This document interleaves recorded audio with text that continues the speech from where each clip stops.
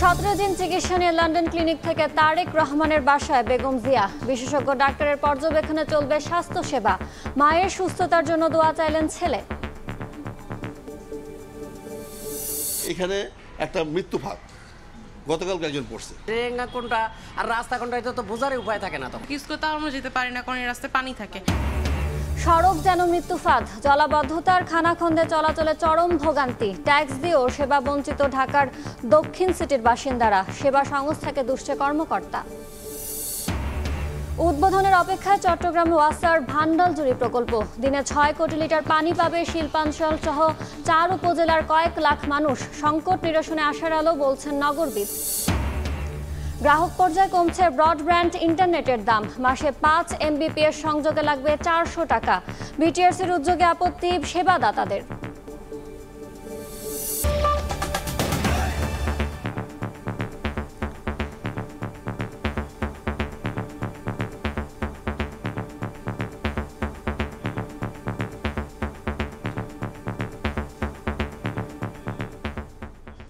ভোরের সময় সঙ্গে আছি আমি ইয়ানুর শিফাত।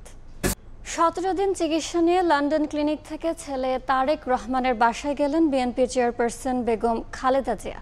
এদিকে মায়ের সুস্থতা কামনায় দেশবাসীর কাছে দোয়া চেয়েছেন বিএনপির ভারপ্রাপ্ত চেয়ারম্যান।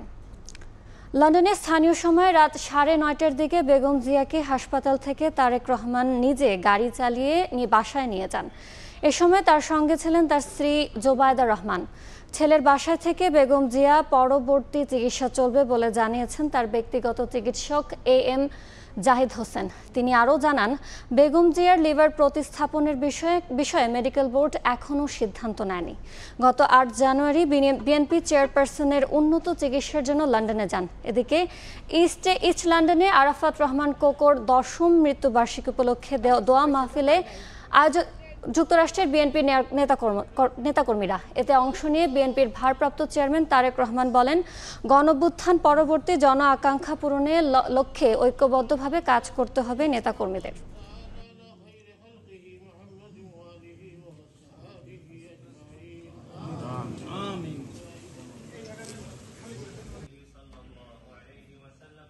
সকলের কাছে আমি অনুরোধ করব যে আমার মা দেশনেত্রী খালেদা জিয়ার চিকিৎসার জন্য এসেছেন, তার সুস্থতার জন্য দয়া করে আপনারা দোয়া করুন। বাংলাদেশের মানুষ এমন একটি বাংলাদেশের প্রত্যাশা করছে যেখানে মানুষের অনেক কিছু প্রত্যাশা হয়তো পর্যায়ক্রমিকভাবে সাধারণ মানুষের যে চিন্তা ভাবনা দেশ নিয়ে, সেরকম একটি দেশ আমরা গঠন করতে সক্ষম হব। একই সাথে আমরা আল্লাহর কাছে চাইবো আজকে হাত তুলে যে প্রত্যাশা নিয়ে বাংলাদেশের মানুষ নিজের দেশকে একটি ভালো জায়গায় দেখার জন্য ভবিষ্যতের দিকে তাকিয়ে আছে, আল্লাহ যাতে আমাদেরকে সেই তৌফিক দেয়। আমরা যারা বেঁচে আছি, আমরা যাতে প্রত্যেকে সেই বাংলাদেশের মানুষের প্রত্যাশিত দেশ গড়ে তোলার ক্ষেত্রে অবদান রাখতে পারি। ষড়যন্ত্র মোকাবেলা করে গণতন্ত্র, বাক স্বাধীনতা ও ভোটের অধিকার ফিরিয়ে আনতে জনগণকে সংকল্পবদ্ধ হওয়ার ডাক দিয়েছেন বিএনপির ভারপ্রাপ্ত চেয়ারম্যান তারেক রহমান। শুক্রবার ফেসবুক স্ট্যাটাসে আহ্বান জানান তিনি আরও বলেন, 1975 সালের 25 জানুয়ারি তৎকালীন আওয়ামী লীগ সরকার ক্ষমতায় থাকার চিরস্থায়ী বন্দোবস্ত করার লক্ষ্যে বহুদলীয় গণতন্ত্রকে গলা টিপে হত্যা করে একদলীয় সরকার ব্যবস্থা বাকশাল কায়েম করে। এ ব্যবস্থা কায়েম করতে গিয়ে তারা সংসদে বিরোধী মতবাদকে উপেক্ষা করে গায়ের জোরে 4র্থ সংশোধনী আইন পাশ করে। একদলীয় শাসন দীর্ঘায়িত করার অলীক স্বপ্নে শুধু গণতন্ত্রই নয়, দেশের ঐক্য, সংহতি ও সার্বভৌমত্বকে সংকটপন্ন করতেও দ্বিধা করেনি আওয়ামী লীগ। বিরোধী দলের প্রতি আচরণ কখনোই সভ্য রীতিনীতি অনুসরণ করেনি দলটি। বিএনপিকে ভিন্ন শিবিরের দিকে ঠেলে দেওয়ার অপচেষ্টা চলছে দাবি করে বিএনপির স্থায়ী কমিটির সদস্য মির্জা আব্বাস বলেছেন, ষড়যন্ত্র করে ফায়দা হাসিলের চেষ্টা করলে তাদের পরিণতি ভালো হবে না। এদিকে দলটির আরেক নেতা রুহুল কবির রিজভী বলেছেন, অন্তর্বর্তী সরকারের ভেতর থেকে রাজনৈতিক দল গঠনের চেষ্টা চলছে। জন আকাঙ্ক্ষা পূরণের বিপরীতে রাজনৈতিক দল গঠনের চেষ্টায় সরকারের নিরপেক্ষতা নিয়েও প্রশ্ন উঠেছে বলে দাবি তার। বিএনপির প্রতিষ্ঠাতা ও সাবেক রাষ্ট্রপতি জিয়াউর রহমান এবং বিএনপি চেয়ারপারসন বেগম খালেদা জিয়ার কনিষ্ঠ পুত্র আরাফাত রহমান কোকোর 10ম মৃত্যুবার্ষিকীতে বনানী কবরস্থানে নেতাকর্মীরা সমাধিতে ফুল দেন বিএনপির সিনিয়র যুগ্ম মহাসচিব অ্যাডভোকেট রুহুল কবির রিজভী। এ সময় কোকোর রুহের মাগফিরাত কামনায় দোয়া ও মোনাজাত অনুষ্ঠিত হয়। পরে গণমাধ্যম কর্মীদের রুহুল কবির রিজভী বলেন, উপদেষ্টাদের মধ্য থেকে কিংস পার্টি গঠনের চেষ্টা চলছে। কেন হাসিনার কথার পুনরাবৃত্তি হবে যে আগে সংস্কার পরে নির্বাচন? উপদেষ্টাদের মধ্যে থেকে চেষ্টা করা হচ্ছে যে একটা কিংস পার্টি করার। তাহলে তো সরকারের নিরপেক্ষতা নিয়ে জনগণ প্রশ্ন করতেই পারে।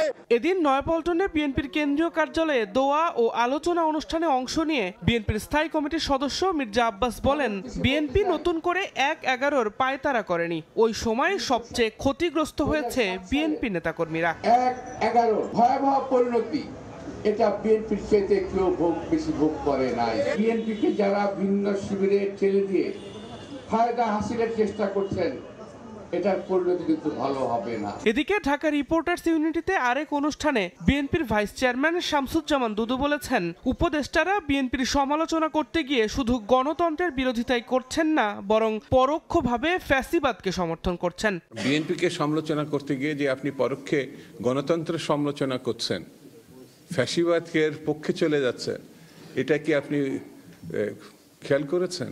দিন মোহাম্মদ সাব্বির, সময় সংবাদ, ঢাকা। অবাধ ও সুষ্ঠু নির্বাচনের মধ্য দিয়ে সম্পন্ন হবে গণতন্ত্রে উত্তরণের প্রক্রিয়া। শুক্রবার সুইজারল্যান্ডের দাভোসে ওয়ার্ল্ড ইকোনমিক ফোরামের বার্ষিক সম্মেলনের ফাঁকে কথা বলেন প্রধান উপদেষ্টার প্রেস সচিব শফিকুল আলম। আরও জানান, ভূরাজনৈতিক সুবিধা নিতে আসিয়ানের সদস্য হওয়ার চেষ্টা করছে বাংলাদেশ। বাংলাদেশ যে ডেমোক্রেটিক ট্রানজিশনে আছে, সেই ট্রানজিশনটা কমপ্লিট হবে একটা ফ্রি ফেয়ার ইলেকশনের মাধ্যমে। আসিয়ান লিডাররা সবাই এসে স্যারের সাথে দেখা করেছেন। আসিয়ানে আনোয়ার ইব্রাহিম ছিলেন। যে করেই হোক বাংলাদেশকে আসিয়ানের মেম্বার করতে হবে। তাহলে যেটা হয় যে বাংলাদেশ সাউথ ইস্ট এশিয়া এবং সাউথ এশিয়ার একটা ব্রিজিং পয়েন্ট হিসেবে এমার্জ করবে, এবং এটা বাংলাদেশ তার জিও পলিটিক্যাল একটা লোকেশনের যে অ্যাডভান্টেজটা পুরোপুরি নিতে পারবে। ৭২-এর সংবিধান নিয়ে বহুদলীয় গণতন্ত্র সম্ভব না বলে মন্তব্য করে জাতীয় নাগরিক কমিটির আহ্বায়ক নাসির উদ্দিন পাটোয়ারী বলেছেন, ছাত্র জনতা হত্যার বিচার ও সংস্কার কাজে কেউ বাধা দিলে তার পরিণতি হবে ভয়াবহ। শুক্রবার বিকেলে শাহবাগে জাতীয় জাদুঘরের সামনে সব বেসরকারি বিশ্ববিদ্যালয়ের শিক্ষার্থীদের আয়োজনে March for unity and justice সমাবেশে কথা বলেন তিনি। যতদিন সংস্কার না হবে ততদিন কোনো নির্বাচন হবে না বলে হুঁশিয়ারি দেন ছাত্র নেতারা।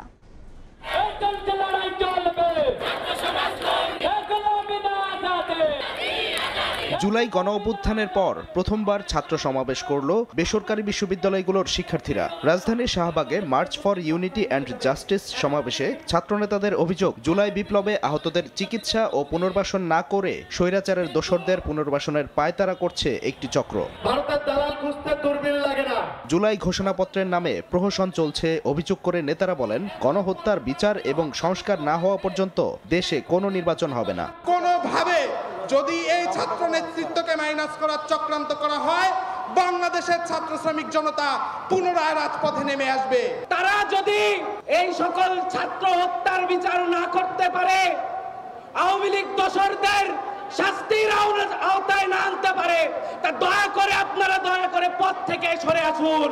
প্রধান অতিথির বক্তব্যে জাতীয় নাগরিক কমিটির আহ্বায়ক নাসির উদ্দিন পাটোয়ারী বলেন, ৭২-এর সংবিধান দিয়ে বহুদলীয় গণতন্ত্র সম্ভব নয়। গণহত্যার বিচার ও সংস্কার কাজে বাধা দিলে প্রতিহত করার হুঁশিয়ারি দেন তিনি। একদলীয় সংবিধানের ৭২-এর সংবিধানের মধ্য দিয়ে বহুদলীয় গণতন্ত্র বাংলাদেশে প্রতিষ্ঠা করা অসম্ভব। এখানে যদি বিচার প্রক্রিয়া এবং সংস্কার প্রক্রিয়ার মধ্যে কেউ যদি বাধা সৃষ্টি করতে চায়, দেশীয় এবং আন্তর্জাতিক ক্ষেত্রে কোনো ষড়যন্ত্র করতে চায়, আপনারা সবাই মাঠে প্রস্তুত থাকবেন। এখনো গুপ্ত হত্যা চলছে অভিযোগ করে সরকারকে আইন শৃঙ্খলা রক্ষায় কার্যকরী ভূমিকা রাখার আহ্বান জানান ছাত্র নেতারা। সমাজ বিনির্মাণের দিকে আমরা অগ্রযাত্রাতে সবাই। সাদিকুর রহমান, সময় সংবাদ, ঢাকা। ফ্যাসিবাদের পুনর্বাসন রুখতে ফ্যাসিবাদ বিরোধী শক্তির মধ্যে বিভক্তি না করে ঐক্য গড়ে তোলার আহ্বান জানিয়েছেন বৈষম্য বিরোধী ছাত্র আন্দোলনের আহ্বায়ক হাসনাত আব্দুল্লাহ। শুক্রবার সন্ধ্যায় কুমিল্লার দেবিদ্বারে মত বিনিময় সভায় আহ্বান জানান তিনি। আমাদের মধ্যে এখন বিভক্তি, এটা কিন্তু কোনো জাতীয় আমাদের কোনো ইতিবাচক বার্তা দেয় না, বরং ফ্যাসিবাদ বিরোধী শক্তিগুলোর মধ্যে যদি কোনো বিভাজন তৈরি হয় সেটা আবার ফ্যাসিবাদের পুনর্বাসনের পথকে উন্মুক্ত করে দিবে। ফ্যাসিবাদের পুনর্বাসনের পথকে উন্মুক্ত করে দিতে না চাইলে আমাদের জাতীয় ঐক্যবদ্ধ থাকার আর কোনো বিকল্প নাই। পরবর্তী বাংলাদেশ বিনির্মাণের জন্য আমাদেরকে ঐক্যবদ্ধ থাকতে হবে। ভারতে বসে বসে আমাদেরকে বলে আমরা নাকি পালানোর জায়গা পাবো না, মানে তারাই পালায় আসে, এখন পালায় থাকা তারাই আমাদেরকে বলে পালানোর জায়গা পাবো না। তো এটা খুবই হাস্যকর। আপনারা গুজব থেকে আপনারা সাবধান থাকবেন। কথায় কথায় যারা জামায়াতে ইসলামীকে বিদেশে চলে যেতে বলতো তারাই দেশ থেকে পালিয়েছে বলে মন্তব্য করেছেন দলটির আমির ডাক্তার শফিকুর রহমান। কুড়িগ্রামে কর্মী সম্মেলনে যোগ দিয়ে তিনি বলেন, মানুষ হত্যা করে ক্ষমতায় টিকে থাকতে চেয়েছিল আওয়ামী লীগ। স্বৈরাচারীদের বিরুদ্ধে সব দলকে এক হওয়ার আহ্বান জানান জামায়াতের আমির। এদিকে রাজধানীতে এক অনুষ্ঠানে দলটির সহকারী সেক্রেটারি জেনারেল বলেন, গোজামিলের ভোটার তালিকা নির্বাচন হলে দেশের মানুষ মানবে না। সংস্কার নাকি নির্বাচন, দেশের রাজনীতিতে এখন এক জটিল প্রশ্ন। অভ্যুত্থান পরবর্তী নির্বাচন কমিশনেরও বড় চ্যালেঞ্জ সুষ্ঠু নির্বাচন আয়োজন। এর মধ্যে আলোচনায় আওয়ামী লীগের আমলে ভোটার তালিকা। বিভিন্ন রাজনৈতিক দলের অভিযোগ 2 কোটি ভুয়া ভোটার তৈরি করেছে শেখ হাসিনা সরকার। আল্লাহ আমাদের জন্য যথেষ্ট হয়েছে না। এবার সেই তালিকাকে গোজামিল উল্লেখ করে বাংলাদেশ জামায়াতে ইসলামীর সহকারী সেক্রেটারি জেনারেল মাওলানা রফিকুল ইসলাম খান বলেন, আওয়ামী লীগের তৈরি ভোটার তালিকা অনুযায়ী নির্বাচন হলে দেশের মানুষ মেনে নেবে না। আওয়ামী লীগের ভোটার তালিকা অনুযায়ী সামনের ভোট নির্বাচন করার কোনো সুযোগ নাই। ফ্রেশ ভোটার তালিকা করতে হবে। এ ব্যাপারে জাতি ঐক্যবদ্ধ। গোজামিলের ভোটার তালিকায় দেশের মানুষ মানবে না। এদিন সকালে কুড়িগ্রামে এক কর্মী সম্মেলনে যোগ দেন জামায়াতে ইসলামীর আমির ডাক্তার শফিকুর রহমান। এ সময় তিনি বলেন, কথায় কথায় যারা জামাতকে বিদেশে চলে যেতে বলতো তারাই দেশ ছেড়ে পালিয়েছে। মানুষ হত্যা করে আওয়ামী লীগ ক্ষমতায় টিকে থাকতে চেয়েছিল বলেও দাবি করেন তিনি। ক্ষমতার শেষ মুহূর্ত পর্যন্ত মানুষ খুন করে তারা ক্ষমতায় থাকতে চেয়েছে। কথায় কথায় আমাদের হাতে টিকিট ধরায় দিত, অমুক দেশে চলে যাও, তমুক দেশে চলে যাও। তোমাদের টিকিট জাতি ঘৃণা ভরে প্রত্যাখ্যান করেছে, তো তোমরা বিনা টিকিটে অন্য দেশে গেলা কেন? এখনো যারা সরকারের বাইরে ভেতরে দোষর আছে তাদের চিহ্নিত করে বিচারের আওতায় আনার দাবি জানান জামায়াতের নেতারা। মনির হোসাইন, সময় সংবাদ, ঢাকা। ভারতের দিকে মাথা ঝুঁকিয়ে ক্ষমতায় আসার অপচেষ্টা মেনে নেবে না বাংলাদেশের জনগণ, এমন মন্তব্য করেছেন জামায়াতে ইসলামীর নায়েবে আমির ডাক্তার সৈয়দ আব্দুল্লাহ মোহাম্মদ তাহির। শুক্রবার কুমিল্লার মনোহরগঞ্জ উপজেলায় জামায়াতে ইসলামের কর্মী সম্মেলনে প্রধান অতিথির বক্তব্যে কথা বলেন তিনি। বলেন, দুর্নীতি ও ফ্যাসিবাদ মুক্ত যে বাংলাদেশ চেয়েছিল ছাত্ররা, সেই ছাত্রদের সঙ্গে এখন তর্কে জড়াচ্ছে একটি চক্র। নির্বাচন প্রসঙ্গে তিনি বলেন, সংস্কার জরুরি, তবে সংস্কারের নামে নির্বাচন নিয়ে কালক্ষেপণ জনগণ মেনে নেবে না।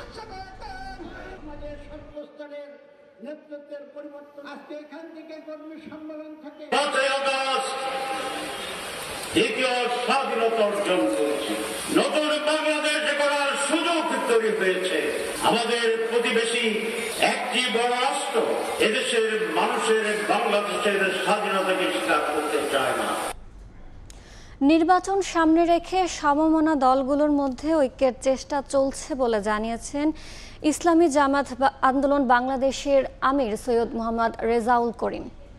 শুক্রবার সকালে রাজধানীর ইঞ্জিনিয়ার্স ইনস্টিটিউট মিলনায়তনে দলটির ঢাকা মহানগর দক্ষিণ শাখার সম্মেলনে তিনি বলেন, বিগত দিনে যারা সরকারে ছিল তারা ক্ষমতায় থাকলে ইসলামী দলগুলোকে ব্যবহার করেছে।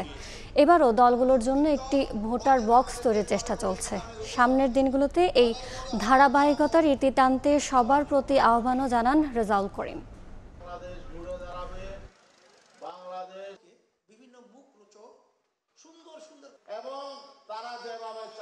তারা বারবার আমাদেরকে বিভিন্ন মুখরোচক সুন্দর সুন্দর কথার মাধ্যমে আমাদেরকে অনেক আশা আকাঙ্ক্ষা দেখিয়ে আমাদেরকে বারবার তারা ব্যবহার করেছে। বাংলাদেশের ভিতরে যে ইসলামের দলগুলো রয়েছে, সমমনা দল, আমরা সবাই আলহামদুলিল্লাহ নির্বাচনের সময় যেন ইসলামের পক্ষে একটা বাক্স পাঠাতে পারি, এই চিন্তা, এই উদ্দেশ্য নিয়ে আমরা কিন্তু বিভিন্ন পর্যায়ে কাজ করতেছি এবং বর্তমানে চলমান রয়েছে।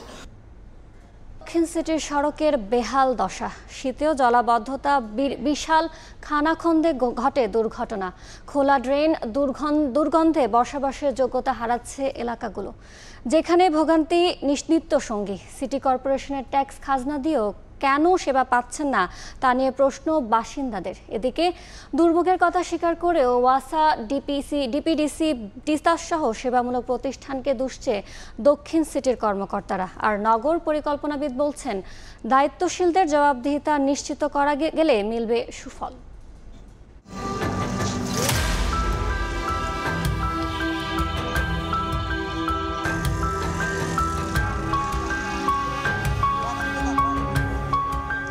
রাজধানীর ৪০ নম্বর ওয়ার্ডের স্বামীবাগ এলাকার একটি সড়কের চিত্র। এ পথ দিয়ে প্রতিদিন শত শত মানুষের চলাচল। আশেপাশে থাকা ৩-৪টি স্কুলের শিক্ষার্থীরাও যাতায়াত করে এ রাস্তা দিয়ে।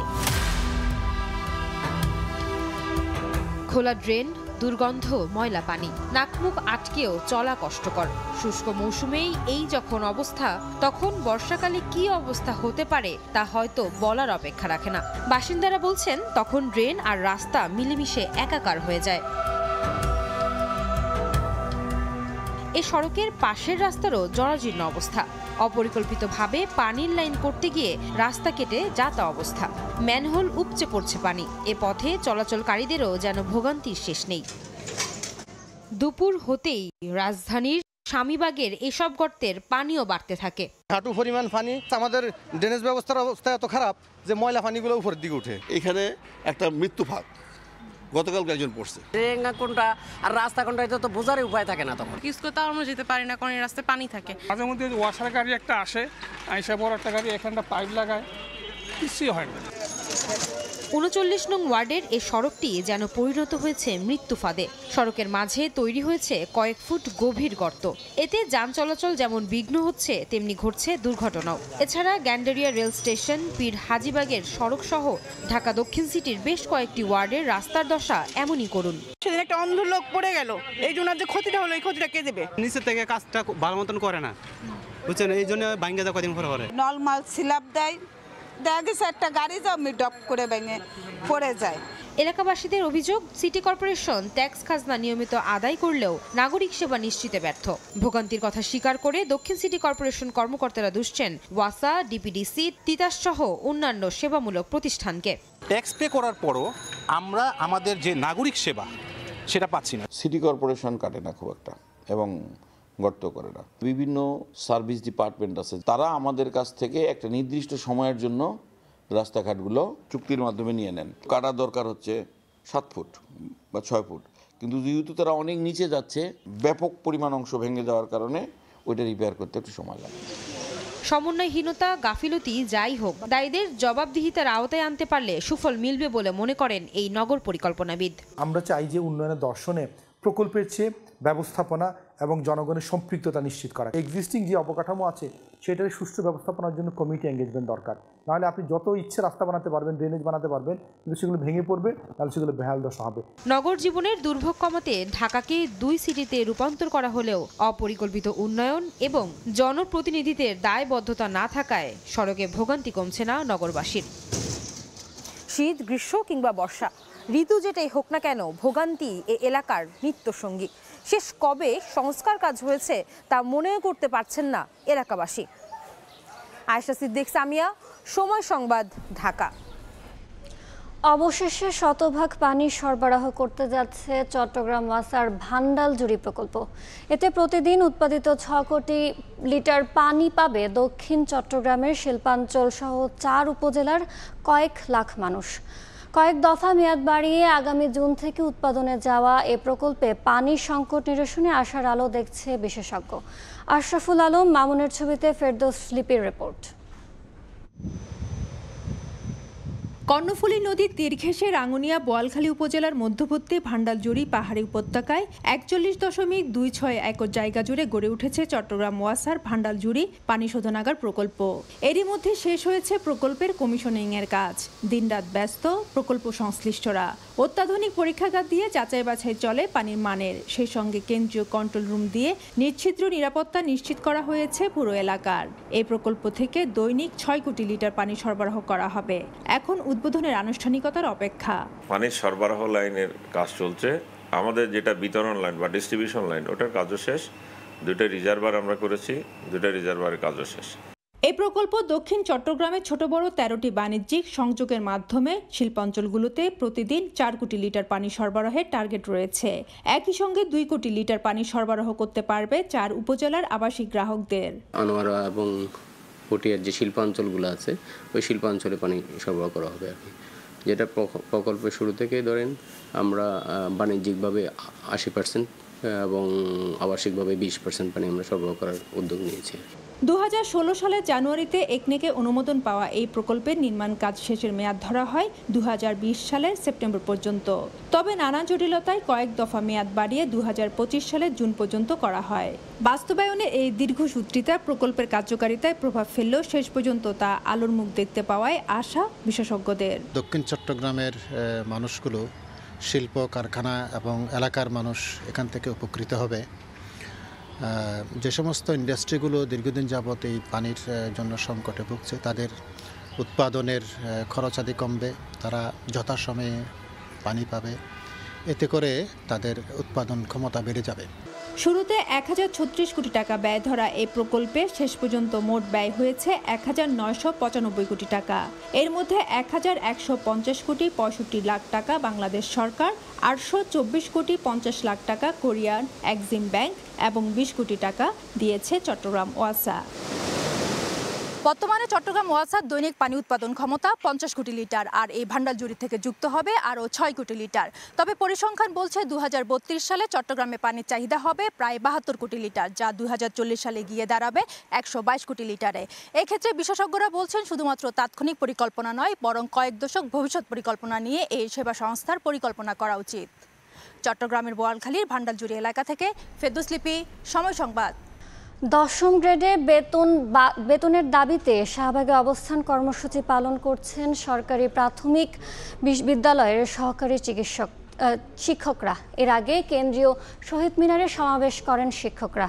দাবি আদায়ে সমাবেশ থেকে প্রধান উপদেষ্টার বাসভবন যমুনার দিকে মিছিল নিয়ে যেতে চাইলে শাহবাগ মোড়ে পুলিশের বাধা মুখে পরে শাহবাগ মোড় ঘুরে জাতীয় জাদুঘরের সামনে অবস্থান শেষে 31 জানুয়ারি পর্যন্ত আন্দোলন স্থগিত করেন শিক্ষকরা।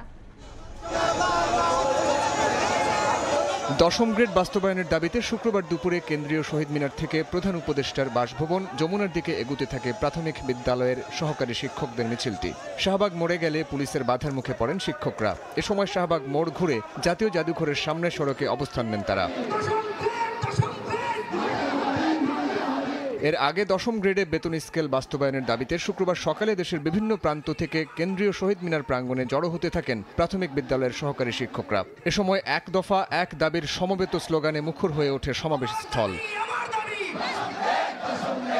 শিক্ষকরা জানান 2012 সাল থেকে নানা দাবিতে মাঠে নামলেও পূরণ হয়নি কিছুই। শিক্ষকদের মানুষ গড়ার কারিগর বলা হলেও গ্রেড বৈষম্য দূর করতে সরকারের পক্ষ থেকে উল্লেখযোগ্য কোনো ব্যবস্থা গ্রহণ করা হয়নি বলেও জানান তারা। যারা অফিস সহকারী কাম কম্পিউটার অপারেটর, যারা আমাদের শিক্ষকদের কাজের জন্য নিয়োজিত, তাদেরকে 16 গ্রেড থেকে দেওয়া হচ্ছে 10ম গ্রেড, আর আমরা শিক্ষকরা পড়ে আছি 13তম গ্রেডে। একজন তৃতীয় শ্রেণীর নাগরিক গড়ার কারিগর থেকে আপনি প্রথম শ্রেণীর নাগরিক কিভাবে আশা করেন? যেন সরকার যেন আমাদের যে একটা বৈষম্য, যে অর্থনীতি বৈষম্য এবং গ্রেডের যে বৈষম্য, সেই বৈষম্যটা যেন নিরূপণ করে। আমাদের দাবি একটাই, আমাদের 10ম গ্রেড অতি সত্বর বাস্তবায়ন করা হোক। শিক্ষকদের এই দাবির সঙ্গে একাত্মতা জানায় বিভিন্ন রাজনৈতিক দলের নেতারা। তাদের মতে শিক্ষকদের যৌক্তিক দাবি বিবেচনায় রেখে গ্রেড বৈষম্য দূর করা উচিত।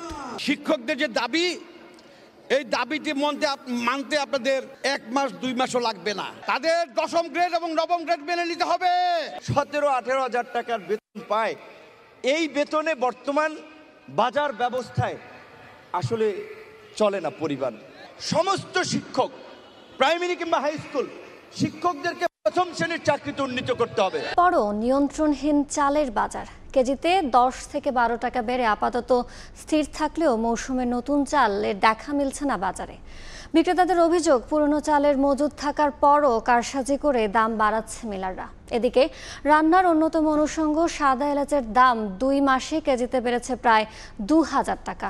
কিছুটা কমতির দিকে ব্রয়লার মুরগি ও সবজির দাম। মেয়েদের কারসাজির কারণে বড় বড় ব্যবসায়ীদের চেন্ডিগেটের কারণে কিন্তু বাজারটা নিয়ন্ত্রণ আসছে না। চালবাজারে নিয়ে কথা বলছিলেন রাজধানীর কারণ বাজারের চালপট্টির ব্যবসায়ীরা। শুক্রবার এ বাজারে উপচে পড়া ভিড় থাকলেও বিক্রি কমেছে চালের। সম্প্রতি কেজিতে 10 থেকে 12 টাকা বেড়ে যাওয়াই কারণ বলে জানান তারা। আর দাম বাড়তে বাড়তে 28 মিনিকেট, নাজিরশাইল সবটার দর গলা পর্যন্ত উঠেছে ঠিকই, কিন্তু আমন মৌসুমের নতুন চাল বা আমদানি করা চালের সরবরাহ কম বলে দাবি বিক্রেতাদের। কারসাজির আঙ্গুল তুলছেন মিলারদের দিকেই। এটা বাড়ার কোনো প্রশ্ন ওঠে না। বাড়ার একমাত্র প্রশ্ন হলো কিছু কনজিউমার কোম্পানি, এদের কারণে বাড়ছে। বড় বড় কোম্পানি নিয়ে যাচ্ছে, নিজেদের প্যাকেটে করে মাল দিচ্ছে মার্কেটে। সিন্ডিকেট কোন জায়গায় চাঁদা হয় ওই জায়গাটি আটকাতে হবে। মশলার বাজারে রয়েছে অস্বস্তি। জিরা, দারুচিনি, লবঙ্গের দাম মোটামুটি থাকলেও ঊর্ধ্বমুখী এলাচ 2 মাসে 3500 টাকার ভালো মানের সাদা এলাচের দাম বেড়ে হয়েছে 6000 টাকা। পরিস্থিতি নিয়ন্ত্রণে শক্ত মনিটরিং এর দাবি বিক্রেতাদের। 3200 টাকা যে এলাচ ছিল সেটা 5200। এটার জন্য সরকারকে আরো একটু ভালোভাবে কেয়ারনেস হতে হবে। এদিকে সপ্তাহ ব্যবধানে মুরগির দাম কমেছে কেজিতে 10 টাকা। সোনালী 320 ও ব্রয়লার বিক্রি হচ্ছে 190 টাকা দরে। বিয়ে শাদী, পিকনিক এগুলো একটু কমে আসছে, কারণ মালের দামও কমতেছে। গত সপ্তাহ ব্রয়লারের দাম ছিল 200 টাকা, আজকে বেচতেছি 190 টাকা। বাজারে শিম, মূলা, ফুলকপি, বাঁধাকপি, ব্রোকলি, টমেটো, গাজর, শসা সহ বেশিরভাগ সবজি মিলছে প্রতি কেজি 10 থেকে 40 টাকায়। কাজল আব্দুল্লাহ, সময় সংবাদ, ঢাকা। খাল ও বাঁধে চলছে সংস্কার কাজ। এ কারণে বন্ধ চাঁদপুরের মেঘনা ধনাগোদা সেচ প্রকল্পের সেচের পানি সরবরাহ। এদিকে জমি তৈরি করলেও ধান ও রবি শস্য আবাদ করতে পারছেন না কৃষক। এতে আর্থিক ক্ষতির মুখে তারা। তবে সংস্কার কাজ শেষে শীঘ্রই পানি ছেড়ে দেওয়ার কথা জানায় কর্তৃপক্ষ। নাইমুল ইসলাম নীরবের ছবিতে ফারুক আহমেদের রিপোর্ট। ফসলি জমির মাটি ফেটে চৌচির। ফসলে আবাদের জন্য কৃষক জমি তৈরি করলেও সেচের পানির অভাবে তা এখন আটকে আছে। চলতি ধান আবাদের মৌসুমে চাঁদপুরের মেঘনা ধনাগোদা সেচ প্রকল্পের আওতাধীন এলাকাগুলোতে ইরি ও বোরো ধান রোপণ করার কথা ছিল। পাশাপাশি অনেকে চাষ করতেন রবি শস্য। তবে কর্তৃপক্ষ সেচকালে পানির প্রবাহ বন্ধ রাখায় এখনো বেশিরভাগ জমি অনাবাদি। পানি শেষের কারণে আমরা হয়তো ফসলটাও ঠিক মতো উৎপাদন করতে পারিনি। পানির লেগে মনে করেন ফসল করতে পারি না। এই ইরি আমরা মনে করেন আরো 1 মাস আগে লাগাইতে পারি, কিন্তু পানির অভাবে লাগাইতে পারি নেই। সরকার বড় করে শুরু করে কত আমাদের পানি যেন না থাকে এই চাই আমরা। সেচ মৌসুমের শুরুতে জমিতে পানি না পাওয়ায় কৃষক আর্থিকভাবে ক্ষতিগ্রস্ত হয়েছেন বলে মন্তব্য কৃষক নেতাদের। কর্তৃপক্ষ বলছে দীর্ঘমেয়াদী সুবিধা পেতে প্রকল্পের খাল ও বাঁধের সংস্কার কাজ চলছে। শেষ হলেই পানি সরবরাহ হবে। এই বিষয়টা আরো আগে হওয়া দরকার ছিল। তবে এই বছর যদিও ক্ষতি হয়, পরবর্তীতে সেটা আমরা মনে করি যে ক্ষতিটা পূরণ হয়ে যাবে। আমাদের যে এক্সিস্টিং যে ক্যানেলগুলো আছে এগুলোতে যে মেরামত কাজটুকু মেরামত করা এবং নতুন ক্যানেলগুলো এগুলো সংস্কার করার পরে আমরা এই পানিটা আমরা ছাড়ার জন্য পদক্ষেপ নিয়েছি। মতলব উত্তরে মেঘনা ধনাগোদা সেচ প্রকল্পে পানি সরবরাহের জন্য উদমদি ও কালীপুরা এলাকায় 2টি পাম্পিং স্টেশন রয়েছে। আর চলতি বড় মৌসুমে প্রকল্পের 27,000 হেক্টর জমির মধ্যে প্রায় 10,000 হেক্টর জমিতে ধান আবাদের কথা ছিল। ফারুক আহমদ, সময় সংবাদ, চাঁদপুর। ফেনীতে ভয়াবহ বন্যায় আমনের ক্ষতি পোষাতে লক্ষ্যমাত্রার চেয়ে বেশি জমিতে সবজি আবাদ করেন কৃষক। তবে সবজির ন্যায্য মূল্য না পেয়ে দ্বিতীয় দফায় পড়েছেন লোকসানের মুখে। এতে চরম বিপাকে তারা। জুলহাস তালুকদারের ক্যামেরায় বক্তিয়ার মুন্নার রিপোর্ট। গত 20 আগস্ট ফেনীর উজানে ভারতের ত্রিপুরা থেকে আসা পাহাড়ি ঢলে তলিয়ে যায় জেলার বিস্তীর্ণ এলাকা। অঞ্চলভেদে 5 থেকে 15 ফুট উচ্চতায় পানির নিচে তলিয়ে থাকায় নষ্ট হয় ঘরবাড়ি, ফসলি জমি। ফেনীর কৃষি বিভাগের তথ্য মতে বন্যার কারণে চলতি মৌসুমে আমন আবাদ হয়েছে লক্ষ্যমাত্রার 39,991 হেক্টর কম। চালের উৎপাদন ঘাটতি হয়েছে 1,28,024 মেট্রিক টন। তবে ক্ষতি থেকে ঘুরে দাঁড়াতে বন্যার 2 মাস পরই ব্যাপক উৎসাহ উদ্দীপনা নিয়ে মাঠে নামেন কৃষক। সার, বীজ, শ্রমিকের মজুরি বেশি দিয়েই সবজি আবাদ করেন তারা। এবার এই জেলায় সবজি আবাদের 5355 হেক্টর লক্ষ্যমাত্রা ছাড়িয়ে ক্ষতিগ্রস্ত কৃষকেরা অতিরিক্ত সবজি আবাদ করেছেন 622 হেক্টর। তবে বাজারে মিলছে না সবজির ন্যায্য মূল্য। দ্বিতীয় দফায় ক্ষতির মুখে পড়ে চরম বিপাকে কৃষক। পানির কারণে আমাদের ধান আমরা মার খেয়েছি, আমরা ফসল পাই নাই। ক্ষেতের মধ্যে একটা কপি 10 টাকা, বেয়ারির মধ্যে বেশি। বেয়ারি তুমি কিনতাম গেলে 40 টাকা, বেয়ারি এটা খাই 100 টাকা পাই না। ওষুধপত্র যে হিসেবে শাক সবজির জন্য খরচ করছি, ওই খরচের দিকে আমরা এখন ফুসতেছে না। সরকারের কাছে আবেদন দেয় কৃষকের জন্য ভুক্তভোগী দেওয়ার জন্য, তাহলে কৃষক সামনে খেত করব। জেলা কৃষি বিপণন কর্মকর্তা বলছেন, এই অবস্থায় উৎপাদিত পণ্য সরাসরি বাজারে নিয়ে এলে উপকৃত হবেন কৃষক। ফেনী জেলায় এখনও কৃষকের বাজারের আমাদের কোনো অবকাঠামো নেই। যদি এটা করা যায় বিভিন্ন স্তরে, বাজারের বিভিন্ন স্তরে, তাহলে অবশ্যই কৃষক নিজের পণ্য নিজে কৃষকের বাজারে এনে ভোক্তার কাছে সরাসরি বিক্রি করতে পারবে এবং উপকৃত হবে। কৃষি বিভাগ জানায়, বন্যা পরবর্তী সময়ে ক্ষতিগ্রস্তদের সহায়তায় সরকারিভাবে 23,000 পারিবারিক ও 43,000 মাঠ কৃষককে প্রায় 17,35 লাখ টাকার সার, বীজ ও নগদ অর্থ প্রণোদনা দেওয়া হয়েছে। এখানকার কৃষকেরা মনে করছেন, তাদের উৎপাদিত পণ্য বিপণনের জন্য একটি শক্তিশালী বাজার ব্যবস্থাপনা গড়ে তোলা না হলে সরকারি প্রণোদনা, পুঁজি, শ্রমের কোনো সুফল না পেয়ে কৃষি বিমুখ হয়ে পড়বেন তারা। বখতিয়ার মুন্না, সময় সংবাদ, ফেনী। পঞ্চগড়ের বাংলাবান্ধা স্থলবন্দর দিয়ে ভারত ভুটানের পাথর আমদানি বন্ধ থাকায় দেখা দিয়েছে স্থবিরতা। নিয়ে চিরচেনা কোলাহল বিরাজ করছে ভুতুড়ে পরিবেশ। বিপাকে আছেন ব্যবসায়ীরা, কর্মহীন হয়ে পড়েছেন অনেক শ্রমিক। রাজস্ব আয় থেকে বঞ্চিত হচ্ছে সরকার। মনিরুল ইসলামের তোলা ছবিতে সোহাগ হায়দারের রিপোর্ট। চিরচেনা হাকডাক, হইচই, ট্রাকের হর্ন কিছুই নেই। বন্দর চত্বর জুড়ে নীরবতা, যেন এক ভুতুড়ে পরিবেশ। গেল 2 মাস ধরে ভারত ও জানুয়ারিতে ভুটান থেকে পাথর আমদানি বন্ধ থাকায় বাংলাবান্ধা স্থল বন্দরে নেই আগের কর্মযজ্ঞ। 2024 সালের জুলাই থেকে ডিসেম্বর সময়ে এই স্থলবন্দর দিয়ে 33,411টি পণ্যবাহী ট্রাকে পাথর সহ 9,11,065 মেট্রিক টন পণ্য আমদানি হয়েছে। ভুটান থেকে আমদানি করা পাথরের ট্রাকগুলোর স্লট বুকিং ইস্যুতে ভারতের ফুলবাড়ী বন্দরে চলছে ট্রাক চালকদের আন্দোলন। এতে 4 জানুয়ারি থেকে ভুটানের পাথর আমদানি বন্ধ। অন্যদিকে বাড়তি ট্রাক ভাড়া ও পাথরের মান কমে যাওয়ায় নভেম্বর থেকে ভারতের পাথর আমদানি বন্ধ, যদিও রবিবার থেকে কয়েকটি পাথর বোঝাই ট্রাক এসেছে। এমন পরিস্থিতিতে বন্দরে নেই আগের কর্মচাঞ্চল্য। কাজ হারিয়ে বিপাকে পড়েছেন অনেক শ্রমিক। রেট বেশি কারণে আজকে আবার গাড়ি দেখা যাচ্ছে না। বর্তমানে পোর্টে আমাদের চাউলটাই আছে, আর আমাদের কোনো মাল এখানে ঢোকা হচ্ছে না। বন্ধ হওয়ার পর একবার অবস্থা খারাপ, কোনো ইনকাম নাই, অসহায় অবস্থা পড়ে আছি, না খেয়ে দিন আবাদ করতেছি, আমার কঠিন মহাবিপদে আছি। কর্তৃপক্ষ বলছে, বন্দরের কার্যক্রম স্বাভাবিক থাকলেও ভারত ও ভুটানের অভ্যন্তরীণ জটিলতায় পাথর আমদানি হচ্ছে না। এতে কমেছে রাজস্ব আয়। ভারত এবং ভুটান উভয়ের যে দ্বন্দ্ব, সমস্যাটার সমাধান হলে আমরা আশা করছি, যদি ভুটান এবং ভারত থেকে স্বাভাবিকভাবে পাথর আসতে পারে, তাহলে খুব শীঘ্রই আমাদের বন্দরের আমদানি রপ্তানি কার্যক্রম স্বাভাবিক হবে। এই স্থলবন্দর দিয়ে ভারত ও ভুটানের পাশাপাশি নেপালের সঙ্গেও আমদানি রপ্তানির সুবিধা আছে। পাথর ছাড়াও আমদানি রপ্তানি হয় চাল, ডালের মতো নিত্যপণ্য। সোহাগ হায়দার, সময় সংবাদ, পঞ্চগড়। গ্রাহক পর্যায়ে ব্রডব্যান্ড ইন্টারনেটের দাম কমানোর উদ্যোগ নিল সরকার। বিটিআরসির প্রস্তাবনায় সর্বোচ্চ 20% দাম কমানোর কথা বলা হয়েছে। অর্থ মন্ত্রণালয়ের অনুমোদন পেলে সর্বনিম্ন 500 টাকার 5 Mbps সংযোগ 400 টাকায় পাবে গ্রাহক। যদিও নিয়ন্ত্রণ সংস্থার এমন উদ্যোগ নিয়ে আপত্তি তুলেছে ইন্টারনেট সেবাদাতারা। শুভ খানের রিপোর্ট।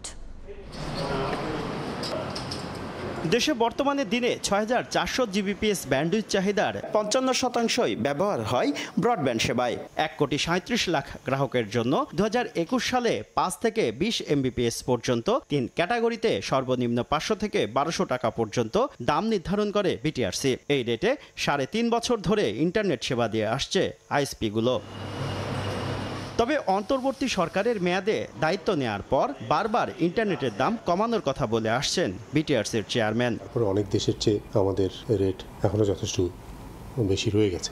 এরই ধারাবাহিকতায় গেল বছরের ৩রা ডিসেম্বর গ্রাহক পর্যায়ে ব্রডব্যান্ড ইন্টারনেটের দাম সর্বোচ্চ ২০% কমানোর প্রস্তাবনা অনুমোদনের জন্য টেলিযোগাযোগ মন্ত্রণালয়ে পাঠায় বিটিআরসি, যা চূড়ান্ত অনুমোদনের জন্য এখন অর্থ মন্ত্রণালয়ে। বিটিআরসি বলছে অনুমোদন পেলে মাসে ৫০০ টাকার ৫ MBPS সংযোগে খরচ কমবে ১০০ টাকা, ১০ MBPS এ ৮০০ টাকার পরিবর্তে ৭০০ টাকা এবং ১২০০ টাকার পরিবর্তে ১১০০ টাকায় মিলবে ২০ MBPS।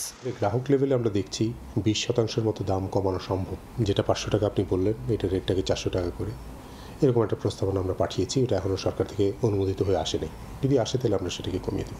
বিটিআরসির এমন উদ্যোগ ইন্টারনেট সেবাদাতাদের বড় ধরনের চাপের মুখে ফেলবে বলে মনে করেন আইএসপিএবির সভাপতি।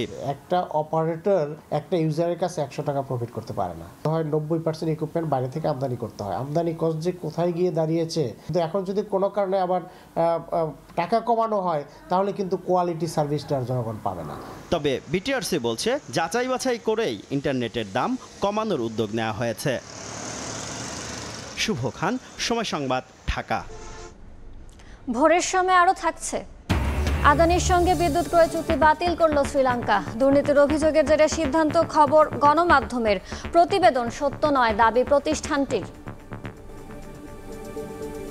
বছরে চট্টগ্রামে ভূমিদস্যুদের দখলে 18,000-এর বেশি পুকুর, দিঘি ও জলাশয় ভরাট করে নির্মাণ করা হচ্ছে বিভিন্ন স্থাপনা। এতে নগরীতে বাড়ছে জলাবদ্ধতা। দখলদারদের বিরুদ্ধে ব্যবস্থা নেওয়ার আশ্বাস পরিবেশ অধিদপ্তরের। তবে মেয়র বলছেন পাড় দখলমুক্ত করে দৃষ্টিনন্দন ওয়াকওয়ে করা হবে। আশরাফুল আলম মামুনের ছবিতে শফিকুল আলমের রিপোর্ট। চট্টগ্রাম নগরীতে 400 বছর আগে মোগল শাসনামলে 8 একর জমিতে আসকার দিঘির খনন হলেও বর্তমানে এর চারপাশ ভূমিদস্যুদের দখলে। দখল বাকি মাত্র 2 একরের মতো জায়গা। খুঁটি গেড়ে দিঘির চারদিক দখলে প্রতিনিয়ত নির্মাণ হচ্ছে ছোট ছোট ঘর। গড়ে উঠেছে বসতবাড়ি, পাকা ভবন ও ধর্মীয় স্থাপনাও। এক পাশ পরিণত হয়েছে ময়লার ভাগাড়ে, ছড়াচ্ছে দুর্গন্ধ। পুকুরের অবস্থা বাজে, আর মনে হচ্ছে যে সামনে যত দিন যাচ্ছে মনে হচ্ছে যে পুকুরটা ভরাট হচ্ছে আস্তে আস্তে। পানি টানি ময়লা, তারপর বা ওয়াশরুমের যে সব পানি আছে সব এটাতে পড়তেছে। 200 বছরের পুরনো বলুয়ার দিঘির অবস্থা আরও নাজুক। জলাশয়টির মাঝখানে নির্মাণ করা হয়েছে বসতি। চারপাশে চলছে দখলদারদের নির্মাণ কাজ। এতে পানি চলাচল ও সংরক্ষণের অভাবে বাড়ছে জলাবদ্ধতা, নষ্ট হচ্ছে আশেপাশের পরিবেশ। এ বিষয়ে আইনগত ব্যবস্থা নেওয়ার আশ্বাস পরিবেশ অধিদপ্তরের। তাদেরকে রাষ্ট্র ওয়াচডগের দায়িত্ব দিয়েছে, তারাই যদি চুরি করে, তারাই যদি দুর্নীতিবাজদের সাথে শেয়ারিংয়ে চলে যায়, তাহলে ভালো কিছু আশা করতেই করবেন। সেটাই ঘটেছে এখানে। আমাদের আইন অনুযায়ী আমরা যেখানেই এরকম পাচ্ছি আমাদের পরিদর্শনে বা এতে আমরা মামলা করে দিচ্ছি বা এসিল্যান্ড মানে ম্যাজিস্ট্রেটদের সহযোগিতায় উচ্ছেদ কার্যক্রম চলছে। গত 40 বছরে চট্টগ্রামে হারিয়ে গেছে 18,000 পুকুর, দিঘি ও জলাশয়। প্রতি বছর কমছে 10% করে। মেয়র বলছেন শিগগিরই জলাশয়গুলো দখলমুক্ত করে চারপাশে নির্মাণ করা হবে দৃষ্টিনন্দন ওয়াকওয়ে। আগ্রাবাদের ঢাবারপাড়, বেলুয়ার দিকে এগুলো কিন্তু আমরা ওয়াকওয়ে করে দিতে চাই এবং সেখানে যার দৃষ্টিনন্দন বাচ্চাদের পার্ক সহ সিটিং প্লেস আমরা করতে চাই। জলাধার সংরক্ষণ আইন 2000 অনুযায়ী কোনো পুকুর, জলাশয়, নদী, খাল ভরাট করলে 5 বছরের কারাদণ্ডের বিধান রয়েছে। শফিকুল আলম, সময় সংবাদ, চট্টগ্রাম। মাঘের শীতে জবুথবু উত্তরের জনপদ পঞ্চগড়ে গত 3 দিন ধরে দেখা নেই সূর্যের। সবচেয়ে বেশি দুর্ভোগে ছিন্নমূল মানুষ। শীতের আরো খবর জানাতে পঞ্চগড় থেকে সরাসরি যুক্ত হচ্ছেন রিপোর্টার সোহাগ হায়দার। সরাসরি যাচ্ছি তার কাছে।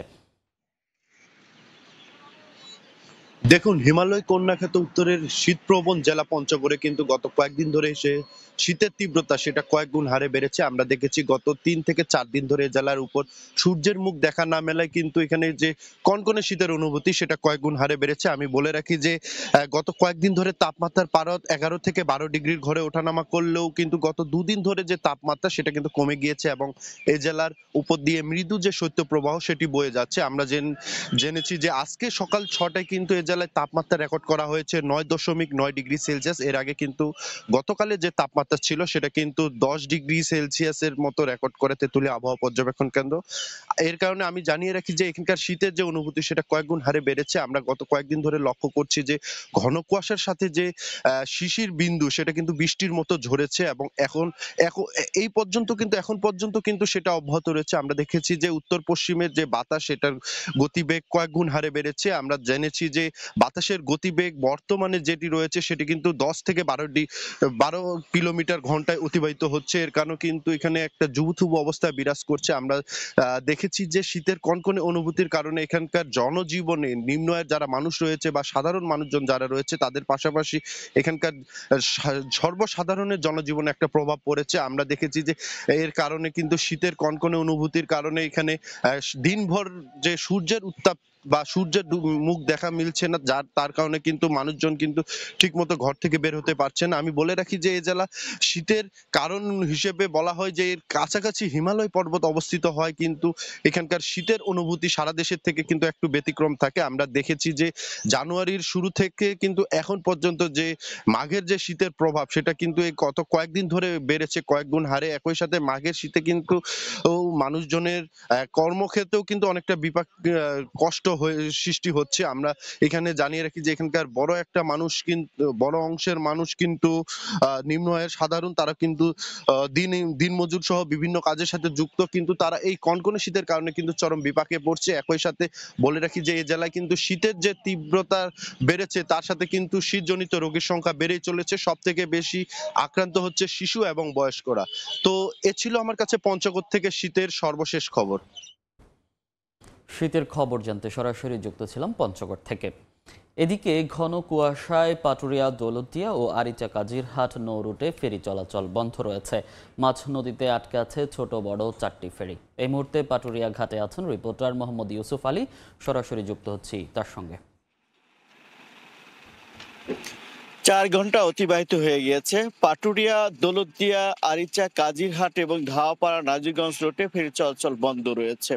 তবে এই মুহূর্তে একটি সুখবর রয়েছে যে কুয়াশার মাত্রা কিন্তু খুবই কমে গিয়েছে এবং কিছুক্ষণের মধ্যে ফেরি চলাচল শুরু হতে পারে বলে আমরা দেখতে পাচ্ছি সেই সাদৃশ্যটুকু। তবে কুয়াশা একটু কমলেও কিন্তু শীত এবং যে হিম বাতাস তা কিন্তু কমেনি।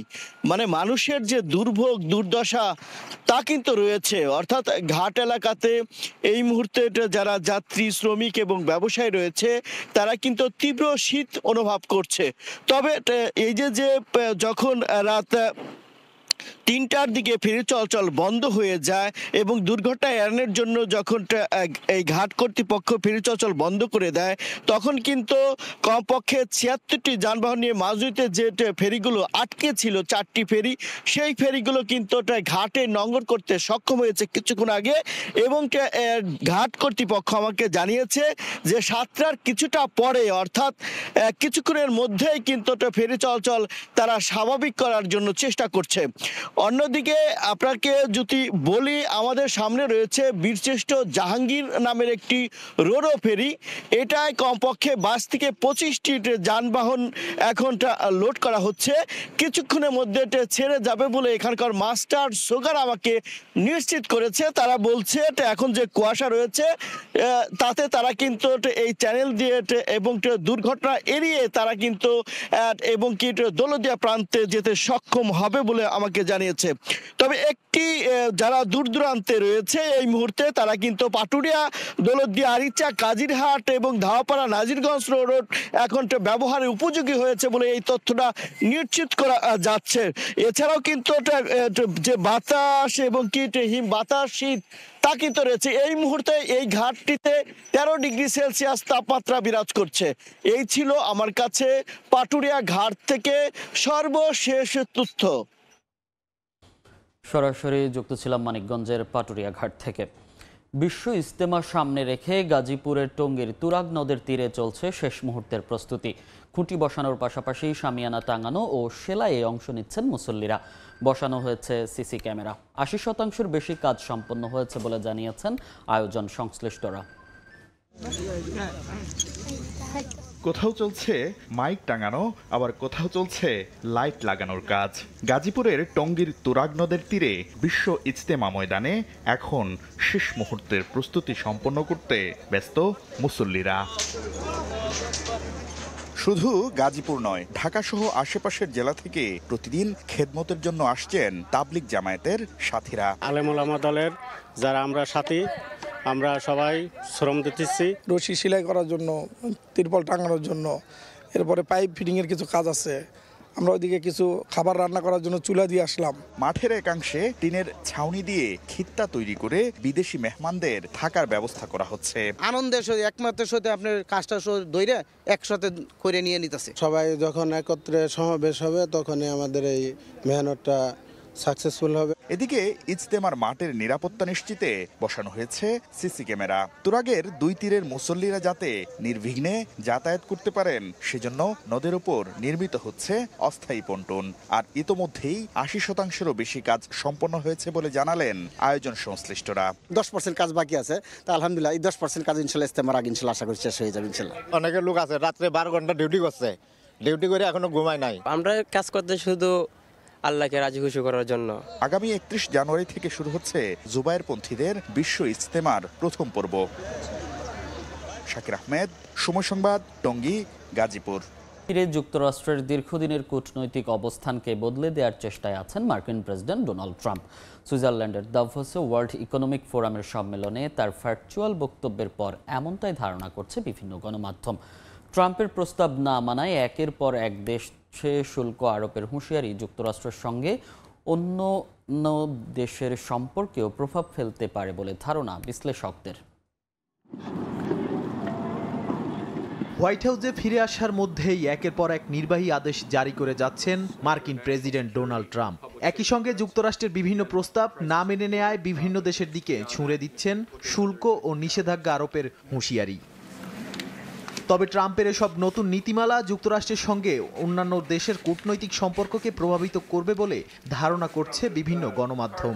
তার প্রস্তাবিত শুল্ক নীতিতে বলা হয় শুল্কের মাধ্যমে যুক্তরাষ্ট্রের অর্থনীতিকে শক্তিশালী করা হবে। তবে অর্থনীতিবিদরা উদ্বেগ প্রকাশ করে বলেছেন এটি দীর্ঘমেয়াদে যুক্তরাষ্ট্রের সাধারণ মানুষের জন্য মূল্যবৃদ্ধির কারণ হতে পারে এবং বৈশ্বিক অর্থনীতির জন্য ক্ষতিকর হতে পারে। সুইজারল্যান্ডের দাভোসে ওয়ার্ল্ড ইকোনমিক ফোরামে ভার্চুয়ালি বক্তব্যের মাধ্যমে ট্রাম্প বলেন যুক্তরাষ্ট্র আন্তর্জাতিক সম্পর্কের পুরনো ধারা আর মেনে চলবে না। জানান তিনি একে একে বিশ্বে মার্কিন স্বার্থ এবং শক্তিকে অগ্রাধিকার দেবেন। বৃহস্পতিবার ট্রাম্পের বক্তব্যে ইউরোপের দেশগুলো সমালোচনার শিকার হয়। তিনি অভিযোগ করে বলেন ইউরোপীয় প্রতিষ্ঠানগুলো যুক্তরাষ্ট্রের ব্যবসার উপর অযথা বিধিনিষেধ আরোপ করছে। এছাড়া ন্যাটোর সদস্য দেশগুলোর উপর চাপ প্রয়োগ করেন নিজেদের প্রতিরক্ষা ব্যয় 5% পর্যন্ত বাড়ানোর। বিশ্লেষকরা বলছেন ট্রাম্পের এসব নীতি ও দৃষ্টিভঙ্গি প্রাচীন সাম্রাজ্যবাদী ধারণাকে প্রতিফলিত করছে। নাদিম মারজান, সময় সংবাদ। ইউক্রেন যুদ্ধ বন্ধে মার্কিন প্রেসিডেন্ট ডোনাল্ড ট্রাম্পের সঙ্গে আলোচনায় বসতে সম্মত আছেন পুতিন।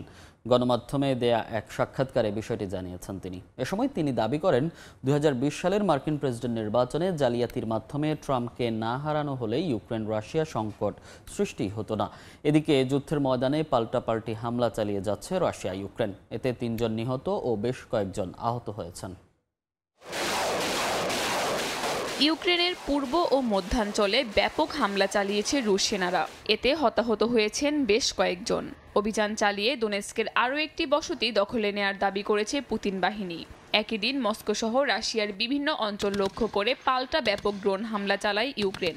বেশ কিছু ড্রোন ভূপাতিত করলেও কয়েকটি অঞ্চলের বেশ কিছু অবকাঠামো ক্ষতিগ্রস্ত হওয়ার খবর পাওয়া গেছে। মার্কিন প্রেসিডেন্ট ডোনাল্ড ট্রাম্প শপথ নেয়ার পরই ইউক্রেন যুদ্ধ বন্ধে রাশিয়ার ওপর নিষেধাজ্ঞার হুমকি দেন। একই সঙ্গে এ বিষয়ে পুতিনের সঙ্গে আলোচনায় বসবেন বলেও জানান। এবার যুক্তরাষ্ট্রের প্রেসিডেন্টের সঙ্গে জ্বালানির দাম ও ইউক্রেন ইস্যুতে আলোচনায় বসতে সম্মত আছেন বলে জানালেন রুশ প্রেসিডেন্ট। তবে ইউক্রেনের দেয়া কাঠামোতে যুদ্ধবিরতির চুক্তির বিষয়ে আলোচনা হলে তা মেনে নেবেন না বলেও জানান পুতিন। আমরা সবসময় বলে এসেছি, আমি এখনো বলতে চাই, আমরা ইউক্রেন ইস্যুতে আলোচনায় আগ্রহী, কিন্তু আরও কিছু বিষয় রয়েছে যেগুলোর দিকে মনোযোগ দেওয়া জরুরি। কিয়েভের বর্তমান প্রধান সমঝোতার বিষয়ে ডিক্রি জারি করে নিষিদ্ধ করে দিয়েছিলেন। আলোচনা আবার কিভাবে শুরু হবে যদি তা নিষিদ্ধই থাকে? পুতিন আরও বলেন ট্রাম্প ক্ষমতায় থাকলে ইউক্রেন রাশিয়া সংকটের শুরুই হতো না। 2020 সালের নির্বাচনে জালিয়াতি করে ট্রাম্পকে হারানো হয়েছিল বলেও দাবি করেন রুশ প্রেসিডেন্ট। এদিন যুক্তরাষ্ট্রের দেয়া সম্ভাব্য নিষেধাজ্ঞার বিষয়েও মুখ খোলেন পুতিন। এসব নিষেধাজ্ঞা মার্কিন অর্থনীতির ওপরও প্রভাব ফেলতে পারে বলে দাবি তার। এ সময় পুতিন বলেন মার্কিন প্রেসিডেন্ট ডোনাল্ড ট্রাম্প একজন বুদ্ধিমান ব্যক্তি, তাই তিনি এমন সিদ্ধান্ত নেবেন না যা যুক্তরাষ্ট্রের অর্থনীতিতেও প্রভাব ফেলবে। কাকলি আখতার, সময় সংবাদ। আসন্ন চীনা নববর্ষ বা বসন্ত উৎসব উপলক্ষে নতুন রূপে সেজেছে চীনের সাংহাই শহর। ইউয়ান গার্ডেনকে সাজানো হয়েছে প্রাচীন চীনা শহরের থিমে। নববর্ষকে ঘিরে ব্যস্ত শহরের এমন পরিবর্তন দেখেও পর্যটকরা আনন্দের সঙ্গে ঘুরে দেখছেন চমকপ্রদ আলোকসজ্জা। এ যেন এক রূপকথার গল্পের শহর। উপরে তাকালেই দেখা যাবে রঙিন প্রজাপতির সমারোহ, চারিদিকে রয়েছে রঙিন ফুল ও ঐতিহ্যবাহী সব পশু পাখির মেলা। এমন চমকপ্রদ চিত্রের দেখা মিলল চীনের বৃহত্তম শহর সাংহাইয়ের ইউয়ান গার্ডেনে। চীনা নববর্ষ উপলক্ষে এমন ভিন্ন ও নতুন রূপে সাজানো হয় শহরটিকে। প্রাচীন যুগের শহরের মতো সাজানো হয়েছে ইউয়ান গার্ডেন। চীনের অন্যতম ব্যস্ত এ শহরের আলোকসজ্জার প্রদর্শনী চলবে ফেব্রুয়ারি 12 তারিখ পর্যন্ত। আমি প্রথমবার ইউয়ান গার্ডেনে এসেছি। আমি চিন্তাও করিনি যে পরিবেশ এতটা স্বতঃস্ফূর্ত হবে, আলোকসজ্জা এতটা সুন্দর হবে। এখানকার পরিবেশ চমৎকার। এখানে অনেক মানুষ হওয়া সত্ত্বেও হাঁটতে খুব একটা সমস্যা হচ্ছে না। আমার কাছে মনে হচ্ছে আমি প্রাচীন চীনে চলে এসেছি, কারণ সাংহাই শহর আর আগের মতো নেই, ব্যস্ত শহরে পরিণত হয়েছে। এখন সব শহর একই রকম মনে হয়। এখানে বসন্ত উৎসবের আমেজ পাওয়া যাচ্ছে। রঙিন আলোকসজ্জা ঘুরে দেখছেন শত শত স্থানীয় বাসিন্দা ও পর্যটক। কেউ কেউ এসেছেন চীনের ঐতিহ্যবাহী পোশাক পরে। পুরো জায়গাটিকে ক্যামেরা বন্দি করে নিতেও দেখা যায় অনেককে। আন্তর্জাতিক বাণিজ্য, সংস্কৃতি, পোশাক শৈলী, প্রযুক্তি ও পরিবহনে ব্যাপক প্রভাব বিস্তার করে সাংহাই শহর। চলতি সপ্তাহের 29 তারিখ উদযাপন শুরু হবে চান্দ্রবর্ষ বা বসন্ত উৎসবের। নববর্ষকে কেন্দ্র করে চলছে শেষ মুহূর্তের প্রস্তুতি। রাশিফলের ক্যালেন্ডার অনুযায়ী নতুন বছর সাপের বছর হিসেবে পালন করা হবে। চীন ছাড়া বিশ্বের বেশ কয়েকটি দেশে চান্দ্রবর্ষ জমকালো আয়োজনের মধ্য দিয়ে পালন করা হয়। অর্জিতা শহীন, সময় সংবাদ। বাংলাদেশ ক্রিকেট বোর্ডের জরুরি সভা শনিবার। বোর্ডের গঠনতন্ত্র সংস্কার ইস্যুতে ঢাকার ক্লাবগুলোর সঙ্গে বিসিবির মুখোমুখি অবস্থানের কারণে এই সভা থেকে আসতে পারে গুরুত্বপূর্ণ সিদ্ধান্ত। মিরপুরের হোম অব ক্রিকেটে বৈঠকটি শুরু হবে বিকেল 3টায়। শেষ বৈঠকে পরিচালকরা অনলাইনে যুক্ত হলেও এবার সবাইকে সশরীরে আসার জন্য নির্দেশনা দেওয়া হয়েছে। এই বৈঠকে আলোচনা হবে বিপিএল এর পেমেন্ট ইস্যু নিয়েও। ফারুক আহমেদ বিসিবির প্রেসিডেন্ট হয়ে আসবার পর বোর্ড সভা বিষয়টা বেশ সাধারণ ঘটনা ক্রিকেট পাড়ায়। আগে পরিচালকদের এই মিটিংটা কালে ভদ্রে হলেও ফারুক আহমেদের সময়কালে দেখা গেছে বেশ অনেকগুলো বৈঠক, যার শেষটি হয়েছিল গত বছরের ডিসেম্বর মাসের 21 তারিখ। এক মাসেরও বেশি সময় পর এবার আবারও সভা ডাকলেন ক্রিকেট বোর্ডের প্রেসিডেন্ট।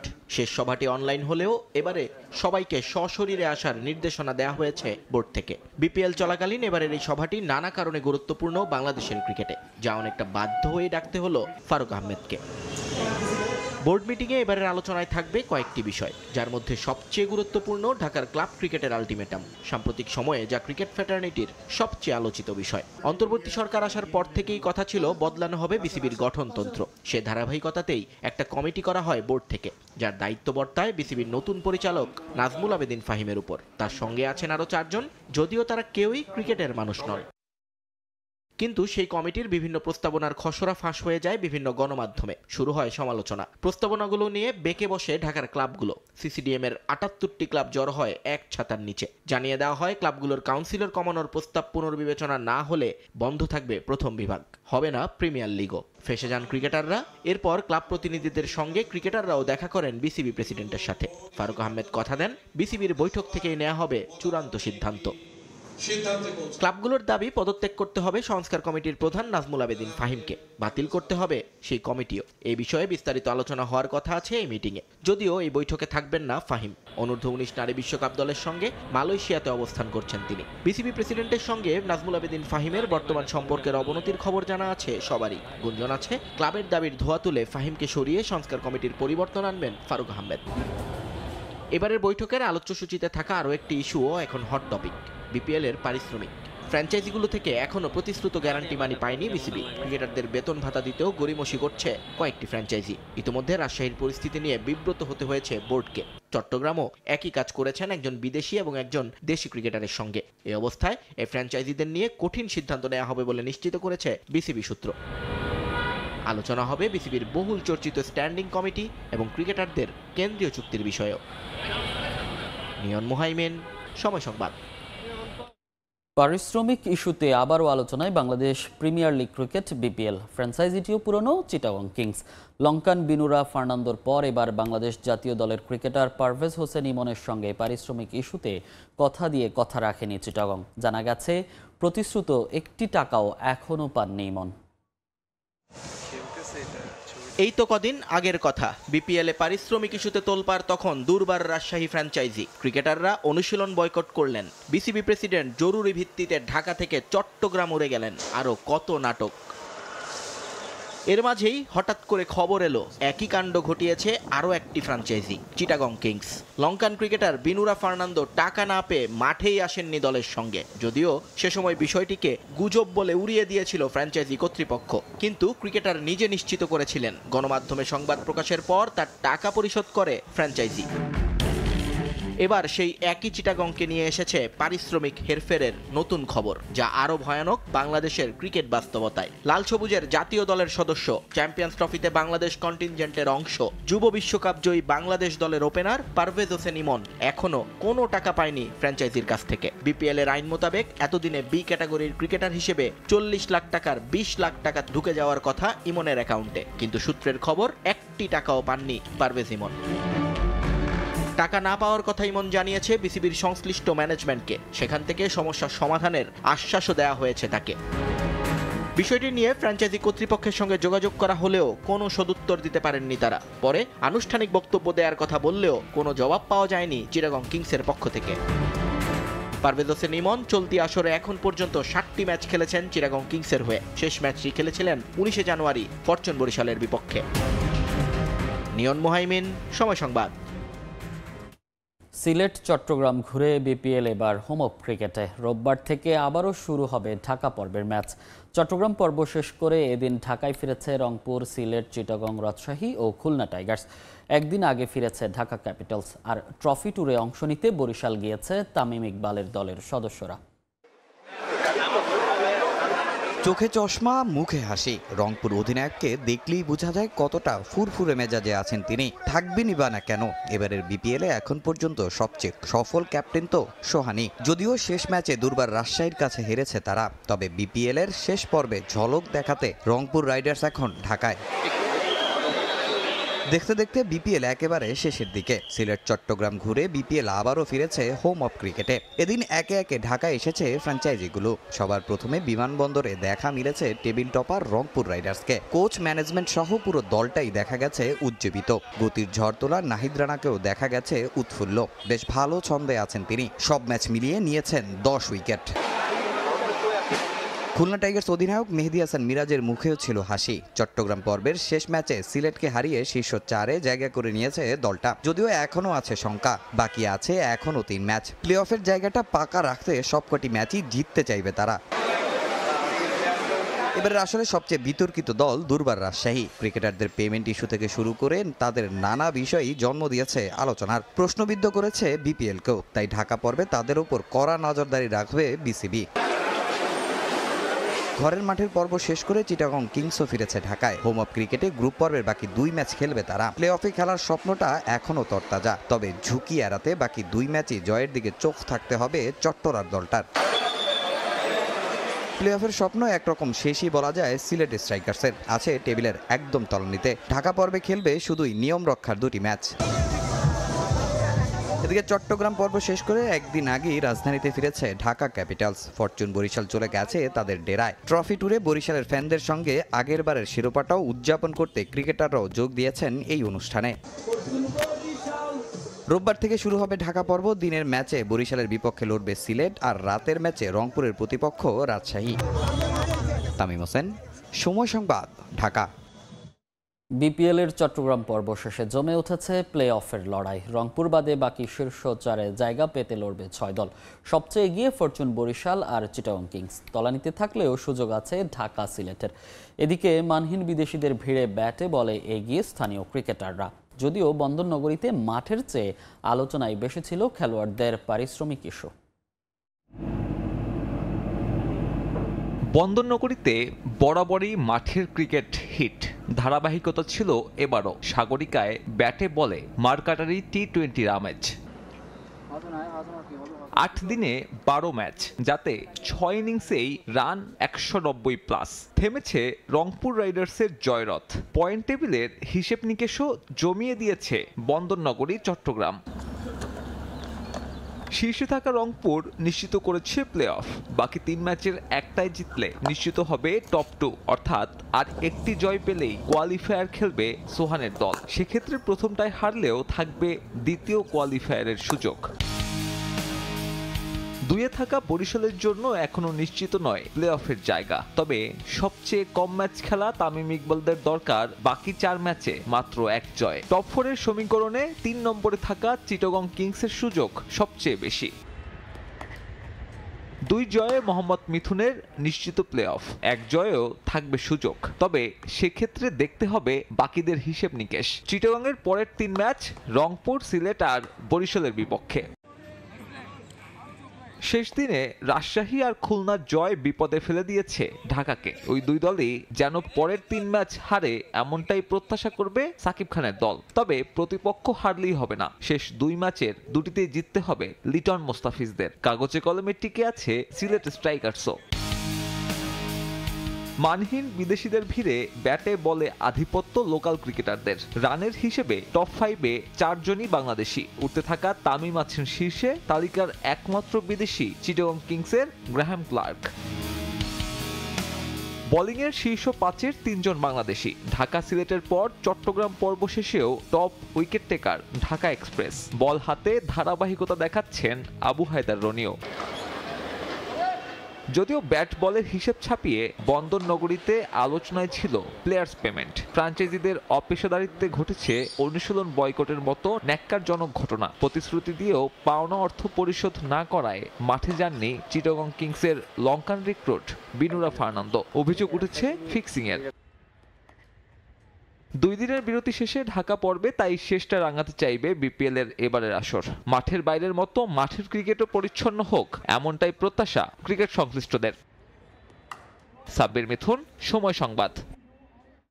লেগ স্পিনার রিশাদ হোসেনকে পেয়ে উচ্ছ্বসিত পাকিস্তান সুপার লিগের দল লাহোর কালান্দার্স। অফিসিয়াল ফেসবুক পেজে রিশাদকে প্রশংসায় ভাসিয়ে একটি ভিডিও প্রকাশ করেছে 2 বারের চ্যাম্পিয়নরা। সেখানে পিএসএল নিয়ে নিজের স্বপ্নের কথা জানান এই ক্রিকেটার। পাকিস্তান সুপার লিগে নিজের প্রথম আসর স্মরণীয় করে রাখতে চান রিশাদ। বিপিএল এর ধারাবাহিক পারফরমেন্স ধরে রাখতে চান লাহোর কালান্দার্সেও। 31 মার্চ চট্টগ্রামে আয়ারল্যান্ডের বিপক্ষে অভিষেকের পর থেকেই লাল সবুজের জার্সিতে আলো ছড়িয়ে যাচ্ছেন লেগ স্পিনার রিশাদ হোসেন। একই বছর ডিসেম্বরে হয় ওয়ানডে অভিষেক। খুব অল্প সময়ে বাংলাদেশ দলের গুরুত্বপূর্ণ সদস্যে পরিণত হয়েছেন রিশাদ। রংপুরের এই ক্রিকেটার এবারের বিপিএলে প্রতিটি ম্যাচে ব্যাটে বলে আলো ছড়াচ্ছেন। চট্টগ্রাম পর্বে বরিশালের সবশেষ ম্যাচে খুলনার বিপক্ষে 39 রানের চমৎকার ইনিংস খেলেন 22 বছর বয়সী এই ক্রিকেটার। ম্যাচ সেরার পুরস্কারও পান তিনি। বিপিএল চলাকালীন গেল 13ই জানুয়ারি পেয়েছিলেন সুখবর। প্রথমবারের মতো পিএসএল এ দল পান রিশাদ।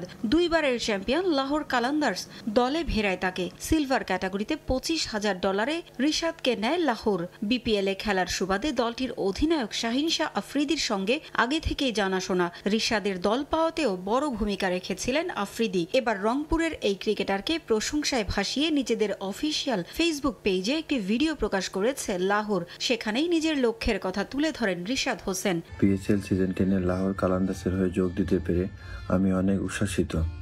এমন একটা চ্যাম্পিয়ন দলের হয়ে খেলতে পেরে আমি অনেক গর্বিত এবং দর্শকদের উদ্দেশ্যে আমি একটাই বলতে চাই যে সবাই দোয়া করবেন আমি যেন আমার সেরাটা দিয়ে লাহোর কালান্দার্সকে চ্যাম্পিয়ন করতে পারি এবং নিজের সর্বোচ্চ দিয়ে যেন পাকিস্তান পিএসএল আমি যেন আমার অভিজ্ঞতা এবং অনেক কিছু শো করতে পারি।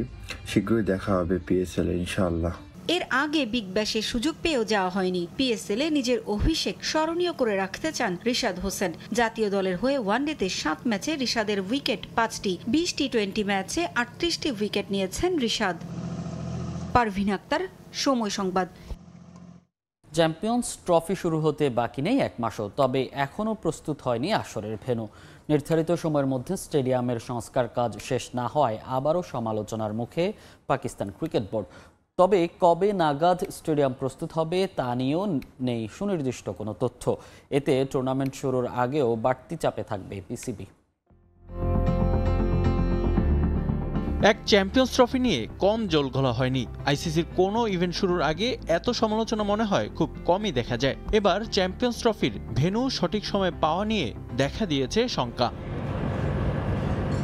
পাকিস্তানের মাটিতে চ্যাম্পিয়ন্স ট্রফি জমজমাট করতে আসরের 3টি ভেন্যু সংস্কারের কাজ হাতে নেয় পিসিবি, যার জন্য প্রায় 13 বিলিয়ন পাকিস্তানি রুপি বরাদ্দ করে দেশটির ক্রিকেট বোর্ড। জানুয়ারির 25 তারিখের মধ্যে সংস্কার কাজ শেষ হওয়ার কথা থাকলেও আপাতত তা হচ্ছে না। কাজের অগ্রগতি হিসেবে সংস্কার কাজ শেষ করতে ফেব্রুয়ারির দ্বিতীয় সপ্তাহ পর্যন্ত সময় লাগতে পারে বলে ধারণা করা হচ্ছে। 3 বছর আগে চ্যাম্পিয়ন্স ট্রফির আয়োজক দেশের নাম ঘোষণা করার পর আসরের ভেন্যুগুলোকে অত্যাধুনিক করার ঘোষণা দেয় পিসিবি। বিশেষ করে লাহোরের গাদ্দাফি স্টেডিয়ামকে আন্তর্জাতিক মানের ভেন্যু তৈরি করতে বৃহৎ পরিকল্পনার কথা জানিয়েছিল বোর্ড প্রধান। স্টেডিয়াম নিয়ে অত্যাধুনিক পরিকল্পনা থাকলেও তখন প্রশ্ন উঠেছিল নির্ধারিত সময়ের মধ্যে স্টেডিয়াম পাওয়া যাবে কিনা। তখন পিসিবি প্রধান জানিয়েছিলেন সময় মতো সংস্কার কাজ শেষ করতে 250 শ্রমিক দিনরাত কাজ করে যাচ্ছেন। তবে বেঁধে দেওয়া সময়ের মধ্যে কাজ শেষ না হয় কাজের গতি আরও বাড়াতে উদ্যোগ নিয়েছে পিসিবি। খেলোয়াড়দের জন্য আইসবাথ থেকে শুরু করে হসপিটালিটি এবং কর্পোরেট বক্স পুনর্নির্মাণের পরিকল্পনা করা হয়। এছাড়া আরও বেশ কিছু স্থায়ী কাঠামো তৈরির সিদ্ধান্তও নেওয়া হয়। এতে নির্ধারিত সময়ে সংস্কার কাজ শেষ হবে কিনা তা নিয়ে প্রশ্ন উঠেছিল। এর আগে সবশেষ 1996 সালে আইসিসির ইভেন্টের আয়োজক ছিল পাকিস্তান।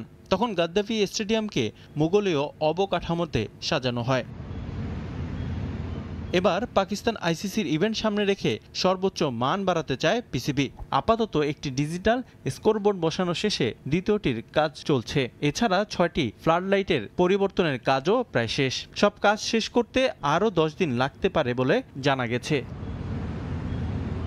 গেল বছর সংস্কার কাজের জন্য বাংলাদেশের বিপক্ষে টেস্ট সিরিজ করাচি থেকে রাওয়ালপিন্ডিতে নেওয়া হয়েছিল। চ্যাম্পিয়ন্স ট্রফি শুরুর আগে করাচি স্টেডিয়ামে শুরু হবে পাকিস্তান, সাউথ আফ্রিকা এবং নিউজিল্যান্ডের মধ্যকার ট্রাইনেশন সিরিজ। এই স্টেডিয়ামের কাজও চলমান, তাই আপাতত এই সিরিজের প্রথম ম্যাচের জন্য মাঠ প্রস্তুত করার লক্ষ্য পাকিস্তানের। রিফাতুল ইসলাম মিরন, সময় সংবাদ। বর্ষসেরা টেস্ট এবং ওয়ানডে দল ঘোষণা করল আইসিসি। প্যাট কামিন্সের নেতৃত্বাধীন বেস্ট 11-এ 4 ইংলিশ এবং 3 ভারতীয় ক্রিকেটার। তবে টেস্ট চ্যাম্পিয়নশিপের ফাইনালিস্ট সাউথ আফ্রিকার কাউকে রাখা হয়নি তালিকায়। এদিকে সেরা ওয়ানডে দলে রয়েছেন 4 লঙ্কান ক্রিকেটার। এছাড়া আছেন 3 পাকিস্তানি এবং আফগান ক্রিকেটারও। তবে কোনো স্কোয়াডেই জায়গা হয়নি বাংলাদেশি ক্রিকেটারদের। কঠিন সময় পার করছেন লিটন দাস। চ্যাম্পিয়ন্স ট্রফির স্কোয়াডে জায়গা হয়নি। চট্টগ্রামে বিপিএল খেলতে গিয়ে দর্শকদের দুধ্বনি শুনতে হয়েছে। এসবের মাঝে ইএসপিএন ক্রিকইনফোর খবরটা সবাইকে তার অসাধারণ এক ইনিংসের কথাই মনে করিয়ে দেয়। রাওয়ালপিন্ডিতে প্রথম ইনিংসে পাকিস্তানের 274 রানের জবাবে 26 রানে 6 উইকেট হারিয়ে ধুঁকছিল বাংলাদেশ। সেখান থেকে ম্যাচ জয়ের কথা কয়জনই বা ভেবেছিলেন, কিন্তু সপ্তম উইকেট জুটিতে 165 রান যোগ করায় বদলে যায় দৃশ্যপট। মেহেদী হাসান মিরাজ 78 করে আউট হলেও লিটন দাস ছিলেন অপ্রতিরোধ্য। 138 রানের অনবদ্য ইনিংসটাই গড়ে দেয় পার্থক্য। শেষ পর্যন্ত অবিশ্বাস্য এক টেস্ট জেতে টাইগাররা। প্রথমবারের মতো পাকিস্তানকে হোয়াইট ওয়াশের লজ্জাও দেয়। লিটনের 4.5 মাস আগের ওই কীর্তি মনোনীত হয়েছে সাদা পোশাকে গেল বছরের অন্যতম সেরা ইনিংস হিসেবে। তবে ধারাবাহিকভাবে রান করতে পারেননি এলকেডি, তাই আইসিসির বর্ষসেরা টেস্ট দলে জায়গা হয়নি তার। জায়গা হয়নি কোনো বাংলাদেশির। বছর জুড়ে তুখোড় পারফরম্যান্স উপহার দেয়া ক্রিকেটাররা আছেন লিস্টে। ব্যাটিং অর্ডার অনুযায়ী তালিকাটা দেখে নেওয়া যাক। এই ক্যালেন্ডার ইয়ারের দ্বিতীয় সর্বোচ্চ 1478 রান নিয়ে তালিকায় আছেন ভারতীয় যশস্বী জয়সওয়াল। আরেক ওপেনার 1149 রান করা ইংলিশ বেন ডাকেট। ইনজুরির পরও জায়গা করে নিয়েছেন কেইন উইলিয়ামসন। গেল বছর প্রায় 60 গড়ে 1000-এর বেশি রান করেছেন নিউজিল্যান্ডের সাবেক অধিনায়ক। এরপরের দুটি স্পটে 2 ইংলিশ। পঞ্জিকা বর্ষের সর্বোচ্চ 1556 রান করেছেন জো রুট। সাবেক 3 লায়ন্স ক্যাপ্টেন এখন টেস্ট ফরম্যাটের সর্বকালের 5ম সর্বোচ্চ রান সংগ্রাহকও। মিডল অর্ডারে তার সঙ্গী বছরের 4র্থ সর্বোচ্চ 1100 রান করা হ্যারি ব্রুক। আছেন প্রায় 75 গড়ে 1000-এর ওপর রান করা লঙ্কান কামিন্দু মেন্ডিস। 637 রান আর 32 ডিসমিসাল করা আরেক ইংলিশ জেমি স্মিথ এই একাদশের উইকেট কিপার। জায়গা করে নিয়েছেন 527 রান করা এবং 48 উইকেট শিকারী ইন্ডিয়ান অলরাউন্ডার রবীন্দ্র জাদেজাও। 3 পেসারের একজন কিউই ম্যাট হেনরি, তার শিকার 48 উইকেট। এক্সট্রা অর্ডিনারি ইয়ার কাটানো ভারতীয় জসপ্রীত বুমরা 71 উইকেট নিয়ে 2024-এর হাইয়েস্ট উইকেট টেকার। আর এই টিমের নেতৃত্বে ক্যাপ্টেন ফ্যান্টাস্টিক প্যাট কামিন্স টানা দ্বিতীয়বারের মতো অস্ট্রেলিয়াকে চ্যাম্পিয়নশিপের ফাইনালে তুলতে বড় অবদান রেখেছেন। মর্যাদার বর্ডার গাভাস্কার ট্রফি জয়ে দলকে সামনে থেকে নেতৃত্ব দিয়েছেন অজি পেসারের শিকার 37 উইকেট। তবে টেস্ট চ্যাম্পিয়নশিপের আরেক ফাইনালিস্ট সাউথ আফ্রিকার কেউই নেই তালিকায়। বর্ষসেরা ওয়ানডে দলেও নেই কোনো প্রোটিয়া, নেই ভারতীয়, অস্ট্রেলিয়ান কিংবা ইংলিশ, জায়গা পাননি কোনো বাংলাদেশীয়। 3 সেঞ্চুরিতে 515 রান করে লিস্টে আছেন পাকিস্তানি ইয়াংস্টার সাইম আইয়ুব। ওপেনিংয়ে তার সঙ্গী 531 রান করা আফগান রহমানুল্লাহ গুরবাস। এক ডাবল সেঞ্চুরিতে বছরের দ্বিতীয় সর্বোচ্চ 694 রান করা প্রথম নিচাঙ্কা ওয়ান ডাউনে। কুশল মেন্ডিসের 742 ওডিআইতে 2024-এর সর্বোচ্চ রান। মিডল অর্ডারে আরেক লঙ্কান চারিথ আসালাঙ্কার সংগ্রহ 605 রান। 120 স্ট্রাইক রেটে 425 রান করা ক্যারিবীয় শেরফান রাদারফোর্ড জায়গা করে নিয়েছেন লিস্টে। আছেন 417 রান আর 17 উইকেট নেয়া আফগান আজমতুল্লাহ ওমরজাই। 26 উইকেট শিকারী শ্রীলঙ্কান ওয়ানিন্দু হাসারাঙ্গাকে রেখেছে আইসিসি। স্পিন ডিপার্টমেন্টে আরেক আফগান আল্লাহ গজনফারের ঝুলিতে উইকেট 21টি। একাদশের 2 স্পেশালিস্ট পেসার পাকিস্তানি। শাহিন শাহ আফ্রিদির উইকেট সংখ্যা 15 আর হারিস রফের 13টি। 14 উইকেট নিয়ে উইজডেনের বর্ষসেরা 11-এ জায়গা পেলেও আইসিসির তালিকায় ঠাঁই হয়নি তাসকিন আহমেদের। মাকসুম আলম খান, সময় সংবাদ। এবার হামজা চৌধুরীকে নিয়ে বড় পরিকল্পনা করছে বাংলাদেশ ফুটবল ফেডারেশন। হামজার সঙ্গে লাল সবুজ সমর্থকদের সম্পৃক্ততা বাড়াতে বিশেষ পরিচিতি পর্ব আয়োজন করতে যাচ্ছে বাফুফে। এদিকে বাংলাদেশ প্রিমিয়ার লিগ ফুটবলের প্রথম পর্বের খেলা শেষে ডাকা হবে বাংলাদেশ জাতীয় দলের ক্যাম্প, যেখানে প্রাধান্য পাবেন তরুণ ফুটবলাররা। নিঃসন্দেহে দেশের ফুটবলে এখন বড় নাম হামজা দেওয়ান চৌধুরী। গণমাধ্যম থেকে সামাজিক যোগাযোগ মাধ্যম সবখানেই ফুটবল ভক্তদের আলোচনার কেন্দ্রে থাকেন লেস্টার সিটির এই ডিফেন্সিভ মিডফিল্ডার। হামজার খুঁটিনাটি সব খবরই রাখেন লাল সবুজ ফুটবল সমর্থকরা। ভক্তদের সঙ্গে হামজার সম্পৃক্ততা বাড়াতে বিশেষ পরিকল্পনা হাতে নিতে যাচ্ছে বাংলাদেশ ফুটবল ফেডারেশন। মার্চে ভারতের বিপক্ষে অ্যাওয়ে ম্যাচ খেলবে বাংলাদেশ। সে সময় সম্ভব না হলেও জুনে সিঙ্গাপুরের বিপক্ষে হোম ম্যাচের আগে হামজার সঙ্গে সমর্থকদের পরিচিতি পর্বের আয়োজন করতে চায় ফেডারেশন, যেখানে সমর্থকদের জন্য রাখা হবে বিশেষ সেশন। দর্শকরাও তার কথা শুনতে পারে, দর্শকরা তাকে দেখতে পারে, দর্শকরা তার সঙ্গে মত বিনিময় করতে পারে, দর্শকরা তার সাথে হ্যান্ডশেক করতে পারে, দর্শকরা তার সাথে ছবি তুলতে পারে। সেই ধরনেরও পদক্ষেপ আমাদের মধ্যে কাজ করছে। বাংলাদেশ প্রিমিয়ার লিগের প্রথম পর্ব শেষে জাতীয় দলের ক্যাম্প ডাকবে বাফুফে। সেখানে প্রাধান্য পেতে পারেন তরুণ ফুটবলাররা, যদিও তা নির্ভর করছে কোচ হাবিয়ার কাবরেরার উপর। একটা খেলার পরেই কিন্তু বিলিগটা বন্ধ হবে, এবং বন্ধ হলে আমরা ন্যাশনাল টিম কল করব, এবং আমরা যখনই ন্যাশনাল টিমটা কল করব সেখানে উদীয়মান খেলোয়াড় দেওয়া যেতে পারে। সেদিকে কিন্তু আমাদের কোচও সজাগ দৃষ্টি রেখেছে। সাব ফুটবলটা যাতে আমরা ভালো করতে পারি, এবার আমাদের কিন্তু এটা মূল উদ্দেশ্য, আমাদের প্রেসিডেন্টের মুখ্য বিষয়। তারুণ্যের উৎসবের অংশ হিসেবে একের পর এক প্রতিযোগিতা আয়োজন করে যাচ্ছে বাফুফে। সেখান থেকে তরুণ ফুটবলার অন্বেষণ করবে ফেডারেশন। তারুণ্য উৎসবের জন্য আমরা কিন্তু প্রত্যেকটা জেলাতে আমরা শুরু করেছি। রাঙ্গামাটির স্থানীয় খেলোয়াড় আছে, তাদেরকে নিয়ে আমরা একটা ম্যাচ খেলাবো, এবং সেখান থেকে আমরা খেলোয়াড় বের করার চেষ্টা করব। এদিকে জেলা ভিত্তিক ফুটবল অ্যাসোসিয়েশনগুলো শক্তিশালী করার জন্য কাজ করছে বাফুফে। দ্রুতই ডিএফএ গুলোর কমিটি দেওয়া সহ জেলা পর্যায়ে নিয়মিত খেলা আয়োজন করবে বাফুফে। ফাহিম ইসলাম, সময় সংবাদ, ঢাকা। দশম Shah cement KS cup golf tournament 2025-এর বিজয়ী হয়েছেন কর্নেল মোহাম্মদ নাসির উদ্দিন।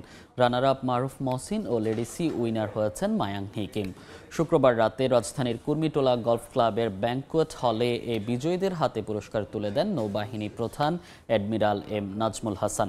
3 দিন ব্যাপী এই টুর্নামেন্টে দেশি বিদেশি সদস্য সহ দেশের সকল গলফ ক্লাবের প্রায় 650 জন গলফার অংশগ্রহণ করেন।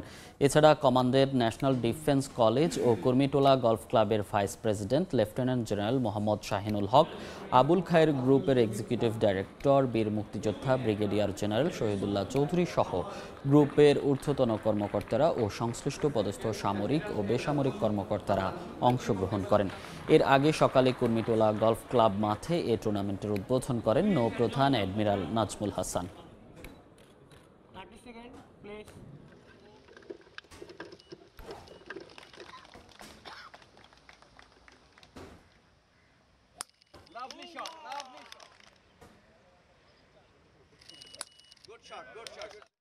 এই পর্যায়ে শীর্ষ সংবাদগুলো জানিয়ে দিচ্ছি আরেকবার।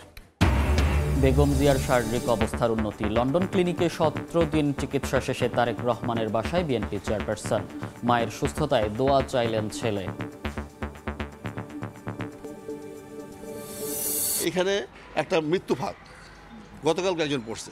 কোনটা আর রাস্তা কোনটা এটা তো বোঝার উপায় থাকে না, তো কিছু তো আমরা যেতে পারি না, কারণ রাস্তায় পানি থাকে। সড়ক যেন মৃত্যু ফাঁদ, জলাবদ্ধতা আর খানাখন্দে চলাচলে চরম ভোগান্তি। ট্যাক্স দিয়েও সেবা বঞ্চিত ঢাকার দক্ষিণ সিটির বাসিন্দারা। সেবা সংস্থাকে দুষছে কর্মকর্তা। উদ্বোধনের অপেক্ষায় চট্টগ্রাম ওয়াসার ভান্ডাল জুড়ি প্রকল্প। দিনে 6 কোটি লিটার পানি পাবে শিল্পাঞ্চল সহ 4 উপজেলার কয়েক লাখ মানুষ। সংকট নিরসনে আশার আলো বলছেন নগরবিদ। গ্রাহক পর্যায়ে কমছে ব্রডব্যান্ড ইন্টারনেটের দাম। মাসে 5 MBPS সংযোগে লাগবে 400 টাকা। বিটিআরসির উদ্যোগে আপত্তি সেবাদাতাদের।